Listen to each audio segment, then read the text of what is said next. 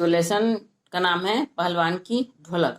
जाड़े का दिन, जाड़े के दिन में क्या होता है, रात बड़ी और दिन छोटा। अमावस्या की रात ठंडी और काली। तो महीने में 2 पक्ष होते हैं, अमावस्या और पूर्णिमा। तो अमावस्या की रात कैसी होती है, ठंडी और काली। मलेरिया और हैजे से पीड़ित गांव भयात शिशु की तरह थर थर कांप रहा था। तो गांव में इस समय 2 बीमारियों का प्रकोप देखा गया था, मलेरिया और हैजा। 2 बीमारियां ऐसी है जो तेजी से फैलती है ना। अगर गांव में हैजा हुआ तो पूरे गांव पीड़ित हो सकता है। मलेरिया का प्रकोप अगर छाता है तो पूरा गांव हो जाता है। तो पूरा गांव थर्राने लग गया था, एक शिशु की भांति। शिशु को जैसे डर होता है वैसी गांव के लोगों में एक डर की भावना उत्पन्न हो गई थी। पुरानी और उजड़ी बांस फूस की झोपड़ियों में अंधकार और सन्नाटे का सम्मिलित साम्राज्य। गांव में जो घर किसके बने होते हैं, घास फूस से बने होते हैं, बांस से बने होते हैं, है ना। और ऊपर से सन्नाटे का सम्मिलित साम्राज्य। चारों ओर अंधेरा हो जाने से निस्तब्धता छा जाती है। निस्तब्धता मतलब शांति छा जाती है। तो रात में आप देखना, ठंड की रातों में निस्तब्धता ज्यादा दिखाई देती है ना। चारों ओर कुछ सन्नाटा होने के कारण एक डर रहता है। अंधेरी रात चुपचाप आंसू बहा रही थी। निस्तब्धता करुण सिसकियों और आहों को बलपूर्वक अपने हृदय में दबाने की चेष्टा कर रही थी। अगर सन्नाटा हो जाता है चारों ओर तो आप सिसकियां भी लोगे, है ना। तो हृदय में दबाने की चेष्टा जरूर कर रही थी। हृदय को लग रहा था कि पता मत चले जो सिसकियां ले रहे हैं, जो आह भर रहे हैं। पर निस्तब्धता में क्या होता है, वो उजागर हो जाता है। अगर शांति है तो आप पीन भी गिराएंगे तो पता चल जाता है ना, थोड़ी सी भी आहट का में एहसास हो जाता है। वैसी अंधेरी रात में भी लोग डर रहे थे, रो रहे थे, है ना, कि न जाने किसके घर क्या हो सकता है, वो पूरा पता चल जा रहा था। आकाश में तारे चमक रहे थे। पृथ्वी पर कहीं प्रकाश का नाम नहीं।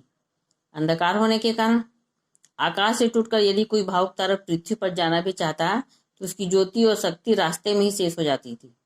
अन्य तारे उसकी भावुकता अथवा असफलता पर खिलखिलाकर हंस पड़ते थे। तो सन्नाटे में सब चीज पता चल जाता है, अच्छी और बुरी। तो अन्य तारा उस पर बाकी तारे पर हंसते थे क्योंकि ये तो आधे रास्ते में ही गिर गया, है ना। सियारों का क्रंदन और पंचक की डरावनी आवाज कभी कभी निस्तब्धता को अवश्य भंग कर देती थी। गांव की झोपड़ियों से कराहने और कै करने की आवाज, हरे राम हे भगवान की टेर अवश्य सुनाई पड़ती थी। आदमी जब बीमार पड़ता है, खासकर उल्टी दस्त होती है, तो भगवान की याद आती है ना, कराने की आवाज आती है, तो भगवान को आदमी याद करता है दुख में। बच्चे भी भांति कभी कभी निर्बल कंठों से माँ माँ पुकार कर रोते पड़ते थे। पर इसमें रात्रि की निस्तब्धता में विशेष बाधा नहीं पड़ती थी, है ना। रात है वो तो बीतेगी ही, चाहे दुख हो, दुख ज्यादा आने पर क्या रात जल्दी बीतेगी, ऐसा होगा क्या, नहीं होगा ना। उसमें कोई बाधा नहीं पड़ रही थी। कोई मामा आवाज करके पुकार रहा था, कोई हरे राम करके आवाज दे रहा था। कुत्तों में परिस्थितियों को ताड़ने की विशेष बुद्धि होती है। पहले भी कहा जाता था, अभी भी अगर कुत्ता आवाज करता है, रोता है, तो पता चल जाता है कुछ दुखद घटना होने वाली है ना। उनमें परिस्थितियों को ताड़ने की बुद्धि होती है। वे दिन भर राख के घूरों पर गठरी की तरह सिकुड़ कर मन मारकर पड़े रहते थे। संध्या गंभीर रात्रि को सब मिलकर रोते थे। भले जो कुत्ते रहते हैं वो दिन में क्या होते हैं, इधर उधर सिकुड़ कर कहीं भी सोए रहते हैं, पर जैसे ही रात्रि होती है ना, तो उनको एहसास हो जाता है कुछ घटना होने वाली है, तो सब एक साथ मिलकर रोने लग जाते हैं। रात्रि अपनी भीषणताओं के साथ चलती रहती है, उसकी सारी भीषणता को ताल ठोक कर ललकारती रहती थी। सिर्फ पहलवान की ढोलक रात्रि में भीषणता के साथ चलती रहती, मतलब वो बीमारी के कारण गांव में भीषणता छा गई थी, है ना। पर पहलवान की जो ढोलक है वो एक ताल में सुबह से लेके शाम तक एक गति में बजती रहती थी। चट धा गिड़ धा, चट धा गिड़ धा, यानी आजा भिड़ जा, आजा भिड़ जा। बीच बीच में चटाक चट धा, चटाक चट धा, यानी उठाकर पटक दे, उठाकर पटक दे। वो बीमारियों को कह रहे हैं, है ना। तुम में इतनी साहस होना चाहिए कि तुम बीमारियों का डटकर मुकाबला कर सको। इसको उठाकर पटक दो। ये ऐसा करके लोगों में उत्साह जागृत करता था, लोगों को सचेत करता था कि तुम हिम्मत मत हारो, तुम्हें जोश होना चाहिए। यही आवाज मृत गांव में संजीवनी शक्ति भरती रहती थी, लोगों में जीवन देने वाली शक्ति का काम करती थी। ये पहलवान की ढोलक। लुट्टन सिंह पहलवान, यूं तो वह कहा करता था कि लुट्टन सिंह पहलवान को होल इंडिया भर के लोग जानते हैं, किंतु उसके होल इंडिया की सीमा शायद एक जिले की सीमा के बराबर ही हो। जिले भर के लोग उसके नाम से अवश्य परिचित थे, है ना। ऐसा कहा जाता है कि एक बात हो जाती है कि उसको तो तुमको तो पूरा होल इंडिया जानता है, पूरा भारत जानता है, पर ऐसा नहीं होता है ना। एक सीमित दायरा रहता है लोगों का परिचय बताने का, बढ़ाने का। तो उस गांव के लोग ही, आसपास के लोग उसे जानते थे। लुट्टन सिंह के माता पिता से 9 वर्ष की उम्र में ही अनाथ बनाकर चल बसे थे। सौभाग्यवश शादी हो चुकी थी, वरना वह भी माँ बाप का अनुसरण करता। विधवा सास ने पाल पोस कर बड़ा किया। बचपन में वह गाय चराता, धारोट से दूध पीता और कसरत किया करता था। तो उसके मम्मी पापा का देहांत हो जाने के बाद उसकी सास ने उसे पाल पोस कर बड़ा किया था। गांव के लोग उसकी सास को तरह तरह की तकलीफ दिया करते थे। लुट्टन के सिर पर कसरत की धुन लोगों से बदला लेने के लिए ही सवार हुई थी, है ना। उसकी सास को गांव के लोग बहुत तंग करते थे, तो उसके मन में बदला लेने की भावना जागृत हो गई थी। तो बदला लेने के लिए वो क्या बना, पहलवान बना, ताकि वो लोगों को अच्छे से धुन सके, बदला ले सके। नियमित कसरत ने किशोरावस्था में उनकी सीने और बाहों को सुडौल और मांसल बना दिया था। तो नियमित कसरत करने से हमारा मसल और बॉडी क्या हो जाता है, सुडौल हो जाता है। जवानी में कदम रखते ही वह गांव में सबसे अच्छा पहलवान समझा जाने लगा।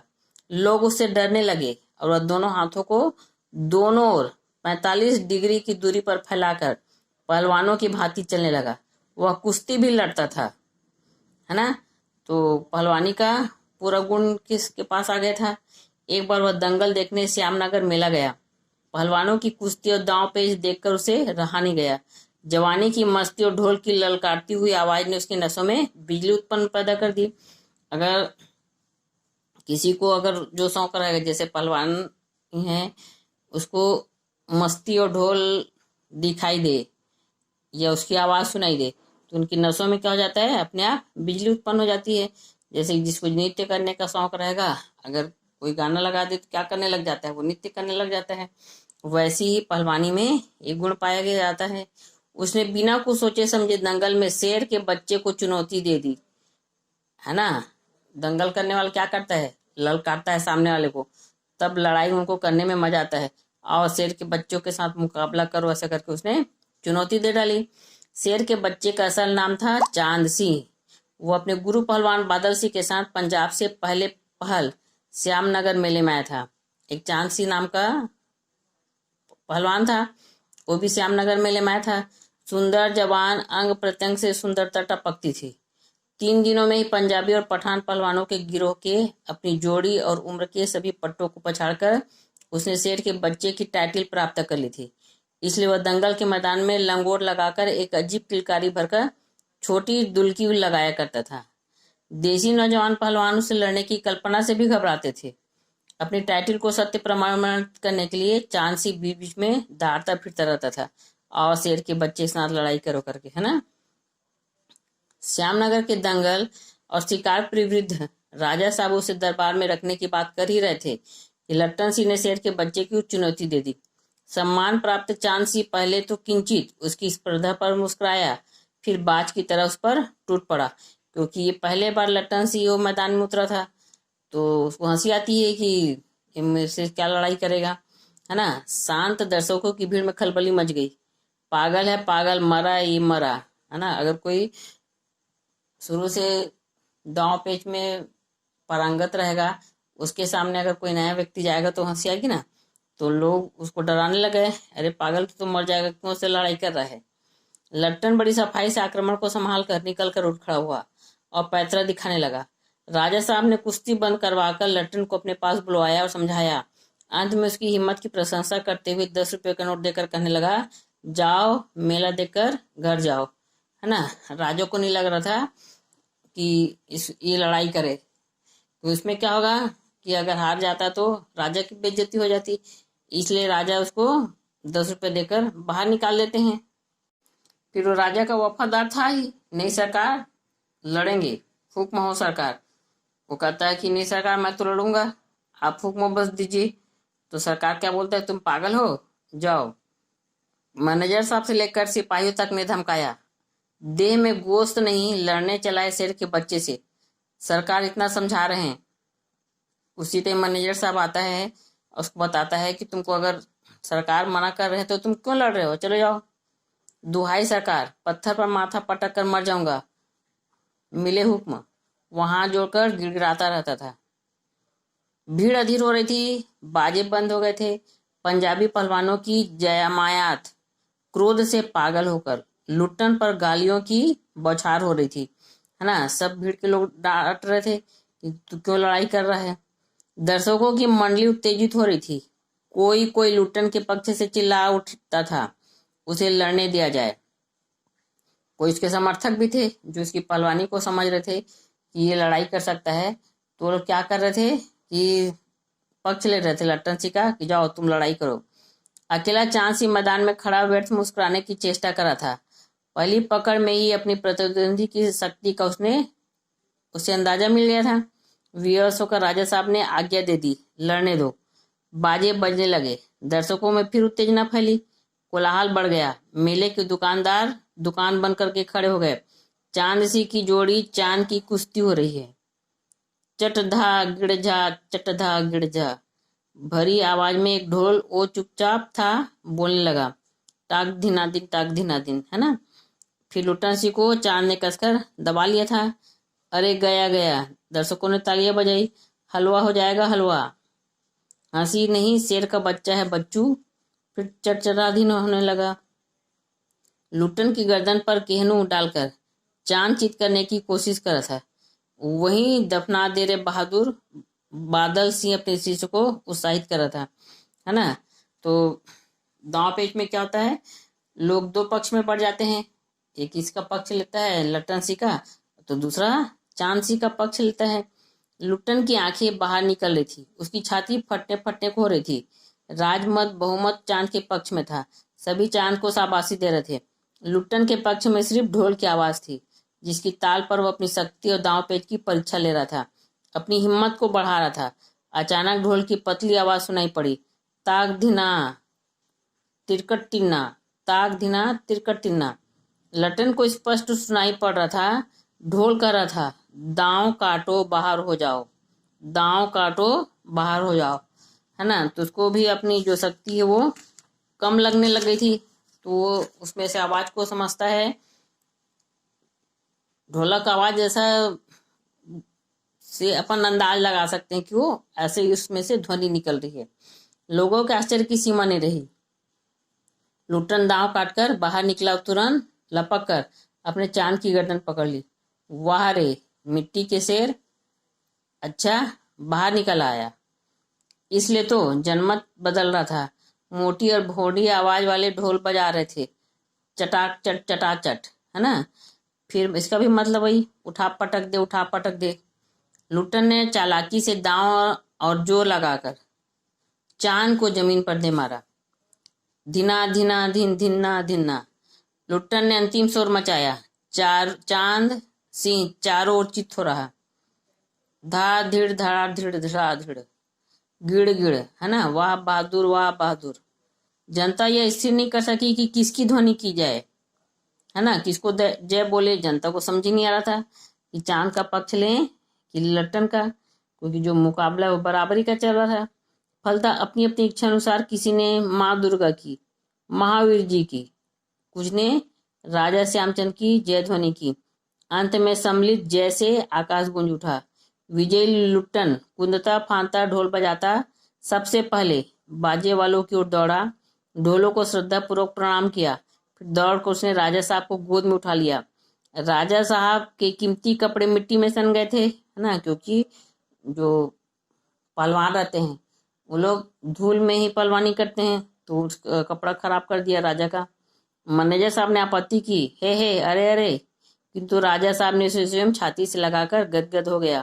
कहा, जीते रहो बहादुर, तुमने मिट्टी की लाज रख ली।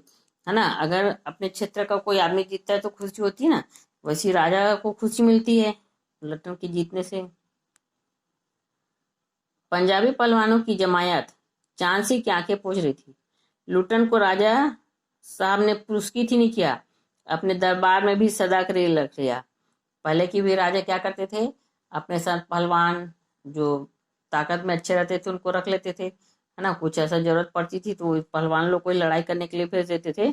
तो राजा ने इसको इनाम तो दिया, उसके साथ साथ उसे दरबार में रख लिया। तब से लुट्टन राज पहलवान हो गया।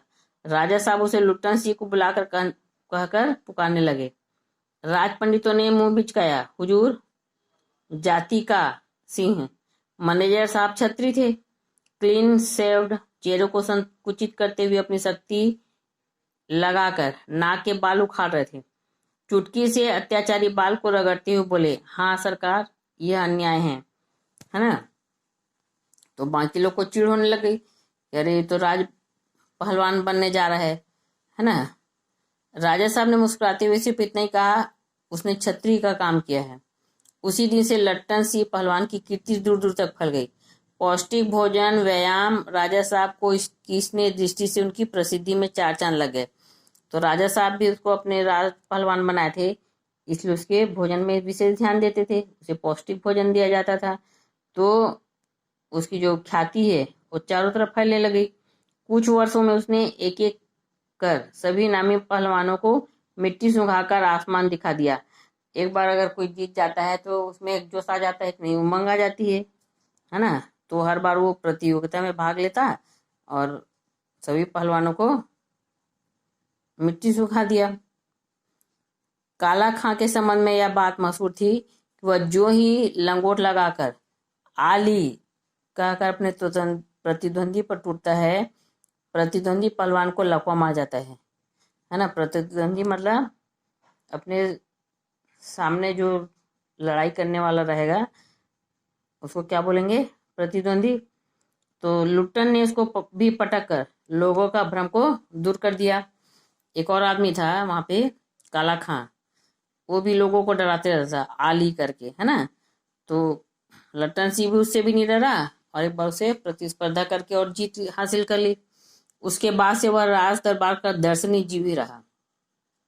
चिड़िया खाने में पिंजड़े और जंजीरों को झकझोर कर बाघ दौड़ता, हा हूँ। सुनने वाले कहते राजा का बाघ बोला, है ना। तो इसको लोगों ने राजा का बाघ नाम दे दिया। ठाकुरवाड़े के सामने पहलवान गरजता, महावीर, लोग समझ लेते पहलवान बोला। मेलों में वह घुटने तक लंबा चोगा पहले अस्त व्यस्त पगड़ी बांधकर मतवाले हाथी की तरफ घूमता चलता, है ना। जो पहलवान होते हैं उनकी चाल कैसी होती है, हाथी की तरह मस्तानी होती है। दुकानदारों को चुगल करने की सुस्ती। हलवाई अपनी दुकान पर बुलाता, पहलवान काका ताजा रसगुल्ला बना है, जरा नाश्ता कर लो। तो पता है कि पहलवान लोग क्या करते हैं, खाने के दीवाने होते हैं। तो जब वो चलते थे तो आसपास के लोग और बुला लेते थे, नाश्ता कराते थे, रसगुल्ला खिलाते थे। पहलवान बच्चों की सी स्वाभाविक हंसी हंसकर कहता, अरे तनी मनी काहे, ले आओ 1.5 सेर, है ना। तो भी और कह देता था कि थोड़ा सा ही क्यों दोगे, 1.5 सेर लेकर आ जाओ, और बैठ जाता था। 2 सेर रसगुल्ला को उधरस्त करके मुंह में 8-10 पान की गिलोरियां ठूस, ठुड्डी को पान के रस से लाल करते हुए अपनी चाल से मेले में घूमता था। तो सीधा 2 सेर रसगुल्ला खा जाता था, है ना। और पान कितना खाता था, 8-10। और ठुड्डी में 8-10 पान खाओगे तो क्या होगा, उसके जो रस है कहाँ पे आ जाएंगे, ठुड्डी पे आ जाएंगे। और वैसी ठुड्डी में पान का रस गिराते हुए वो मेले में चलते थे। मेले से दरबार लौटने के समय उसकी अजीब फुलिया रहती, आंखों पर रंगीन अबरक का चश्मा, हाथ में खिलौने को नाचता और मुंह से पीतल की सीटी बजाता। हंसता हुआ जब वो वापस आता, बैल और शरीर की वृद्धि के साथ बुद्धि का परिणाम क्या होता रहा, घट रहा था, और बच्चों की बुद्धि के बराबर ही उसका शरीर हो गया था। ऐसा कहा जाता है कि जब शरीर का वजन बढ़ता है तो बुद्धि क्या होती जाती है, क्षीण होती जाती है, कमजोर होती जाती है ना। वैसे इसके साथ हो रहा था। उसका शरीर बढ़ रहा था, उसको देखकर बच्चे, आसपास के बच्चे हंसने लग गए थे। दंगल में ढोल की आवाज सुनते ही वह भारी भरकम शरीर का प्रदर्शन करना शुरू कर देता था। उसकी जोड़ी तो मिलती नहीं थी। यदि कोई उससे लड़ना भी चाहता था तो राजा साहब लुट्टन को आज्ञा ही नहीं देते। इसलिए वह निराश होकर लंगोट लगाकर देह में मिट्टी मल उछाल कर अपने साण या भैंसा साबित करता रहता था। बूढ़े राजा साहब देख देख कर मुस्कुराते रहते थे। तो दंगल में क्या होता है, ढोल की आवाज सुनते ही वो अपना जो भारी भरकम शरीर है ना, उसका प्रदर्शन करना चाहता था। आप पहलवान लोग को देखना, अपने शरीर का प्रदर्शन करने के लिए क्या करते हैं, उन लोग सब तरीके अपनाते हैं, है ना। खाना पीना अपना अच्छा रखेंगे। यूं ही 15 वर्ष बीत गए। पहलवान अजय रहा। वह दंगल में अपने दोनों पुत्रों को लेकर उतरता था। उसके 2 पुत्र हुए थे लट्टन सिंह के, तो अपना तो उतरता ही था, उसके साथ साथ अपने दोनों पुत्रों को भी उतार लेता था। पहलवान की सास पहले ही मर चुकी थी। पहलवान की स्त्री भी 2 पहलवानों को पैदा करके स्वर्ग सिधार गई थी। दोनों लड़के पिता की तरह गठीले और तगड़े थे। दंगल में दोनों को देखकर लोगों के मुंह में अनायास ही निकल पड़ता, वाह, बाप से भी बढ़कर निकल गए दोनों बेटे। तो ऐसा कहा जाता है ना, सवा शेर बेटा तो सवा शेर ही रहेगा। तो तीनों जब निकलते थे तो मुंह से इन लोग का निकल ही जाता था कि दोनों बेटे बाप से भी ज्यादा ताकत वाले हैं।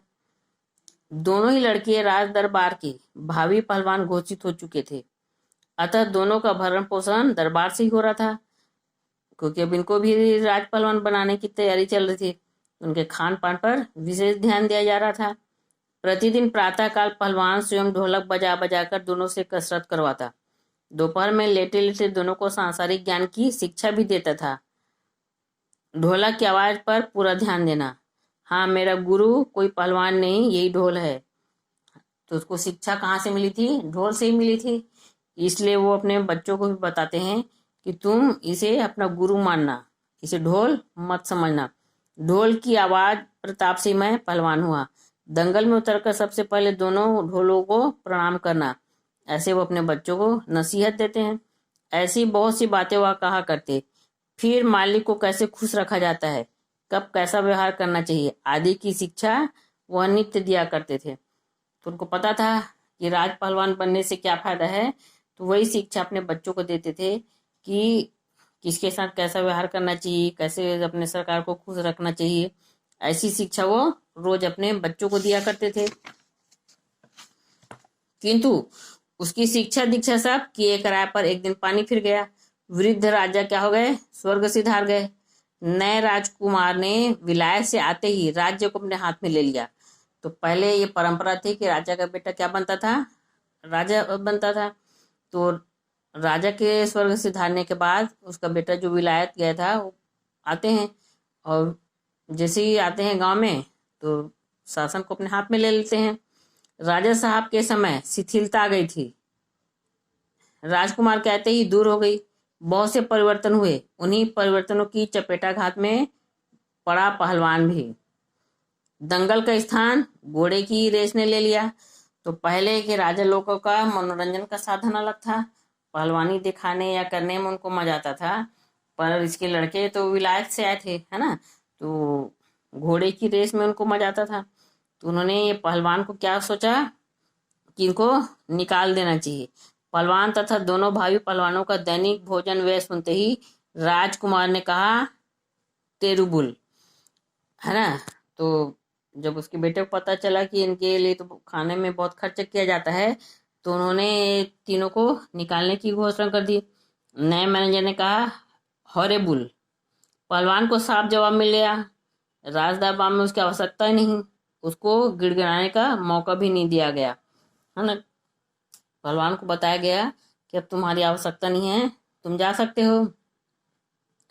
उसी दिन वह ढोलक कंधे से लटकाकर अपने दोनों पुत्रों के साथ अपने गांव में लौट आया और वहीं रहने लगा। गांव के एक छोर पर गांव वालों ने एक झोपड़ी बांध दी। वहीं रहकर वह गांव के नौजवानों और चौराहों को कुश्ती सिखाने लगा। जो कुश्ती क्या रहेगा जीवन भर, उसको कुश्ती करना या सिखाना ही अच्छा लगेगा, है ना। तो गांव में आकर उन्होंने क्या किया, लोगों को, जो नौजवान थे, उनको कुश्ती सिखाने का काम करने लगे। खाने पीने का खर्च गांव वालों की ओर से बंधा हुआ था। तो गांव वाले को भी लगा कि ये हमारे बच्चों को पहलवानी सिखा रहा है, तो इसको खाना दे दिया करेंगे। सुबह शाम और स्वयं ढोल बजाकर अपने शिष्यों और पुत्रों को दांव पेच वगैरह सिखाया करते थे। सुबह शाम वो ढोल बजाता था और अपने शिष्य पुत्रों को भी दांव पेच सिखाया करते थे। तो इसमें प्रैक्टिस चाहिए, है ना। पहलवानी में किसकी आवश्यकता होती है? प्रैक्टिस की। अगर रोज प्रैक्टिस नहीं करोगे तो क्या हो जाएगा? मसल्स जो हैं, हड्डियां हैं, वो सब क्या हो जाती? कड़ी हो जाएंगी। गांव के किसान और खेतिहर मजदूर के बच्चे भला क्या खाकर कुश्ती करना सीखेंगे? धीरे धीरे पहलवान का स्कूल खाली पड़ने लग गया। अंत में अपने दोनों पुत्रों को भी वह ढोल बजा बजा कर लड़ाता रहा, सिखाता रहा। दोनों लड़के दिन भर मजदूरी करके जो कुछ भी मिलता उसी से गुजर होती रहती। अकस्मात, अकस्मात मतलब अचानक, गांव पर वज्रपात हुआ। एक मुसीबत का सामना करना पड़ा। पहले अनावृष्टि, फिर अन्न की कमी, तब मलेरिया और हैजे ने मिलकर गांव को भूनना शुरू कर दिया। अनावृष्टि मतलब अधिक पानी गिरना, है ना। फिर अन्न की कमी हो गई उससे, और मलेरिया और हैजा फैलना चालू हो गया। प्राय गांव सूना हो चला था। घर के घर खाली पड़ गए थे, डर गए थे लोग। उस गांव को छोड़कर दूसरे गांव जाना चालू कर दिए थे। रोज 2-3 लाशें उठने लगी। लोगों में खलबली मच गई। दिन में तो कलरव, हाहाकार, हृदय विदारक रुदन के बावजूद भी लोगों के चेहरे पर कुछ प्रभा दृष्टिगोचर हो रही थी कि शायद कल जो नया सुबेरा है वो लोगों में खुशियां लाएगी। ऐसा एक लोगों के मन में उत्साह था। सूर्योदय होते ही लोग कांपते कूदते कहारते अपने अपने घरों से बाहर निकलकर अपने पड़ोसी और आत्मीयों को ढाढ़स बंधाते थे, है ना। उनको ये भी नहीं पता चलता था कि रात में कौन मर जाएगा, तो सुबह उठकर देखते थे कि इसके घर की हालत ठीक तो है। ऐसा करके वो पड़ोसियों को आत्मीयता देते थे, ढाढ़स बंधाते थे, है ना। अब क्या करे, करोगी रोकर दुल्हन, जो हो गया सो हो गया, वह तुम्हारा नहीं था, वह जो है उसको तो देखो, है ना। यही बनाते थे, जो मर गया वो थोड़ी ना वापस आएगा, जो जिंदा है उसका तुम ध्यान रखो। भैया घर में मुर्दा रखकर कब तक रोगे? कफन की क्या जरूरत है, दे जाओ नदी में। तो उसमें इतनी अधिक गरीबी छा गई थी कि लोगों के पास लाश को उड़ाने के लिए कफन भी नहीं था। तो लोग क्या राय देते थे कि लाश को नदी में फेंकाओ, है ना। तो ढाढ़स बंधाने के तरीके सबके बदल गए थे। किंतु सूर्यास्त होते ही जब लोग अपनी अपनी झोपड़ियों में घुस जाते तो यूं चूं भी नहीं हो करते। उनके बोलने की भी शक्ति नहीं रहती थी। पास में दम तोड़ते हुए पुत्र को अंतिम बार बेटा कहकर पुकारने की भी हिम्मत माताओं की नहीं होती थी, है ना। अगर आदमी अपना ही असहाय या कमजोर हो जाएगा तो दूसरों को क्या ढांढस बंधा पाएगा, है ना। तो हैजा से, दस्त से लोगों में इतनी अधिक कमजोरी आ गई थी कि माता भी अपने बेटे को बेटा कहकर नहीं पुकार पा रही थी। रात्रि की विभीषिका को सिर्फ पहलवानों की ढोलक ही ललकार कर चुनौती दे रहती थी। रात में जब सन्नाटा छा जाता था तो पहलवान ढोलक बजाते थे, वही लोगों में सांत्वना बताने के लिए, है ना, कि तुम जागो, उठो, हिम्मत मत हारो, ऐसा उन लोग सचेत करते थे। पहलवान संध्या से सुबह तक चाहे जिस ख्याल से ढोलक बजाता हो, किंतु गांव के अर्धमृत औषधि उपचार पथ्यविहीन प्राणियों में वह संजीवनी शक्ति ही भरती थी। बूढ़े जवानों की शक्तिहीन आंखों के आगे दंगल का दृश्य नाचने लग गया था, है ना। तो जो बूढ़े रहते थे शक्तिहीन, जिनके आंखों के सामने दंगल का दृश्य नाचने लगता था। दंगल मतलब कि वहां कैसे जोश देखा जाता है, दंगल में कैसे लड़ाई होती है, वो दृश्य लोगों को बताते थे पहलवान लोग। स्पंदन शक्ति शून्य स्नायुओं में भी बिजली दौड़ जाती थी। अवश्य ढोलक की आवाज में न तो बुखार हटाने का गुण था और न महामारी की सर्वनाश शक्ति को रोकने की शक्ति। पर इसमें संदेह नहीं कि मरते हुए प्राणियों को आंख मूंदते समय कोई तकलीफ नहीं होती थी और मृत्यु से वे डरते नहीं थे। लोगों को मृत्यु का डर तो रहेगा ना। जब शक्ति नहीं है, पता है कि हम बीमार पड़ रहे हैं, तो उसमें मृत्यु से कैसे डरेंगे जब पता है कि हमको मौत आनी है ना। तो प्राणियों को आंख मूंदते समय कोई तकलीफ नहीं होती थी।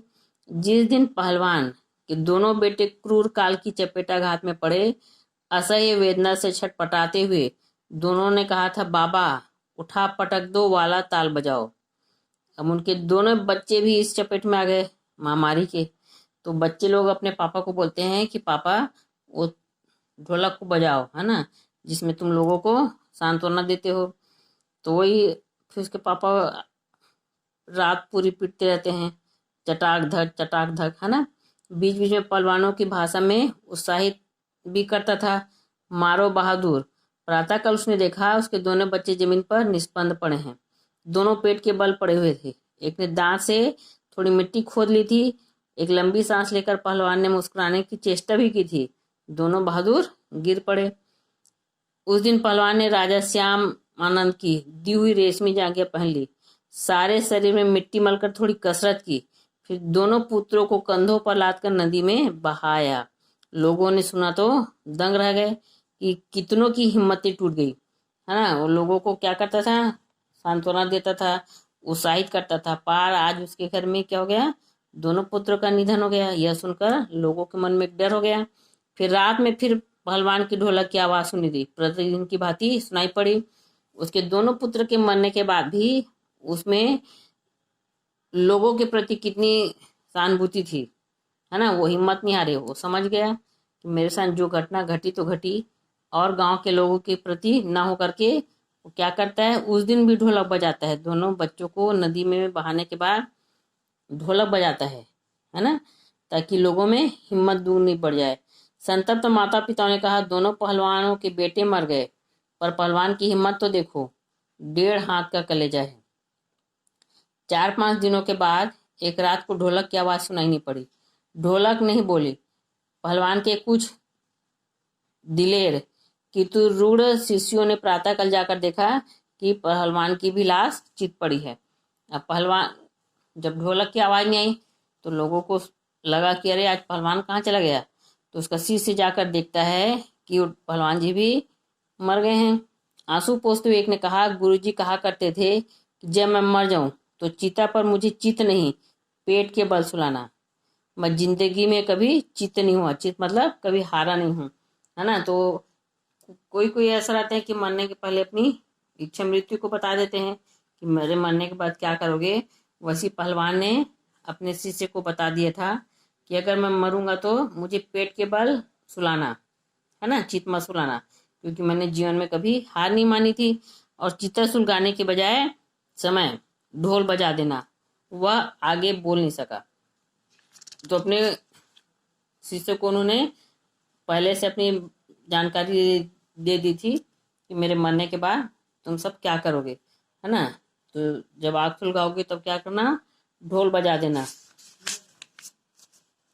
तो इसमें बहुत मार्मिकता का चित्रण किया गया है।